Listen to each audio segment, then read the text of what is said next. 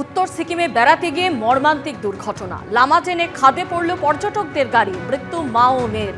উত্তর সিকিমে মর্মান্তিক পথ দুর্ঘটনায় নিউ ব্যারাকপুরের বাসিন্দা মা ও মেয়ের মৃত্যু। টেলিফোনে এই মুহূর্তে আমাদের সঙ্গে রয়েছেন আমাদের প্রতিনিধি সনদ ঝা। সনদ, নিউ ব্যারাকপুরের বাসিন্দা মা ও মেয়ের মর্মান্তিক মৃত্যু উত্তর সিকিমের লামা টেনে, কিভাবে এই দুর্ঘটনা ঘটেছে ঠিক কি জানতে পারছো? হ্যাঁ দেখো স্বর্ণালী, যেটা হচ্ছে সিকিম এই মুহূর্তে একদিকে যেমন হচ্ছে পর্যটকদের কাছে ভয়ঙ্কর আকর্ষণের, প্রতিদিন বরফ পড়ছে, তেমনি কিন্তু প্রতিদিন দুর্ঘটনা ঘটছে।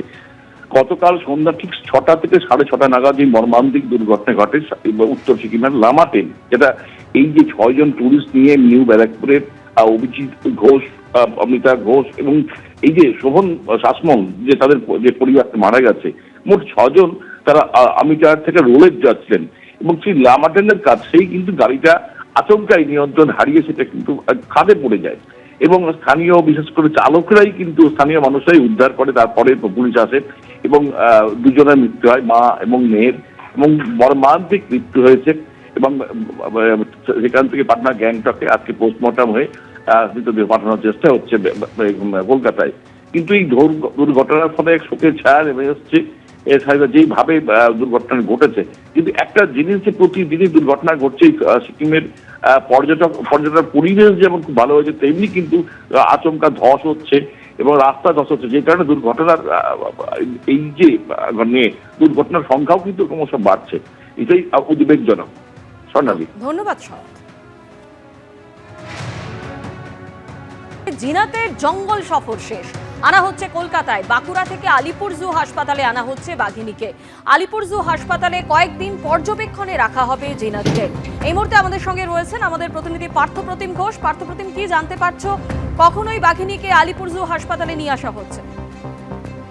দেখো, আজকে রাতেই কিছুক্ষণ পরে আলিপুর জু হাসপাতালে বাঘিনী জিনাতকে নিয়ে আসা হচ্ছে। তবে বন দপ্তরের আধিকারিক যে বিষয়টা বলছেন যে বাঘিনী কিন্তু দীর্ঘদিন ধরে যে ঘন জঙ্গলে যে জায়গায় থাকা অভ্যাস ছিল, সেখান থেকে বেরিয়ে বিভিন্ন জায়গায় সফর করেছে, গ্রামবাসীরা তাদের দেখতে পেয়েছে এবং সেক্ষেত্রে কিন্তু ঘুমপাড়ানি গুলি সেখানে ব্যবহার করা হয়েছে আজকে এবং গতকালকেও ব্যবহার করা হয়েছিল। বাঘিনী সুস্থ থাকলেও তার শারীরিক অবস্থা কেমন রয়েছে সেই বিষয়টা অবজারভেশনের প্রয়োজন এবং সেই কারণেই আজকে তুমি জানো যে বিকেলবেলা বাঘিনীকে বাগিয়ে আনা সম্ভব হয় এবং তারপর বাঘিনীকে নিয়ে সেখান থেকে যে স্পেশাল টিম তারা কিন্তু বন দপ্তরে তারা রওনা হয়েছেন আলিপুর জু আলিপুর জুয়ের যে হাসপাতাল তার উদ্দেশ্যে। এবং আজ ইতিমধ্যেই আলিপুর জু হসপিটাল তরফ থেকে বলা হচ্ছে চিকিৎসকদেরকেও এখানে প্রস্তুত রাখা হয়েছে। আজকে বাঘিনী এখানে আসার পর তাকে সে বাঘিনীর শারীরিক অবস্থা কেমন রয়েছে সেই বিষয়টা দেখবেন চিকিৎসকরা। তবে বন দপ্তরের আধিকারিকরা বলছে সম্পূর্ণ সুস্থ রয়েছে এই বাঘিনী। তবে যেহেতু তাকে ঘুমপাড়ানি গুলি ব্যবহার করা হয়েছিল এবং বেশ কয়েকদিন বিভিন্ন জায়গায় সফর করেছে, সেই কারণে বাঘিনীর শারীরিক অবস্থা সম্পর্কে অবজারভেশনের প্রয়োজন এবং সেই জন্য বাঘিনীকে নিয়ে আসা হচ্ছে বর্তমানে কলকাতায়। ধন্যবাদ। গোপালপুর মৌজা বনবুকরি জঙ্গল মুকুটমণিপুর ফরেস্টে বাঁকুড়া জেলাতে এটা জিরো। আমরা আজকে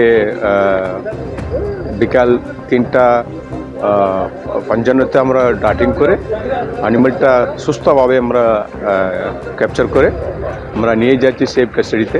গত 8 দিন ছিল আমার পশ্চিমবঙ্গে এই বাঘটা ছিল।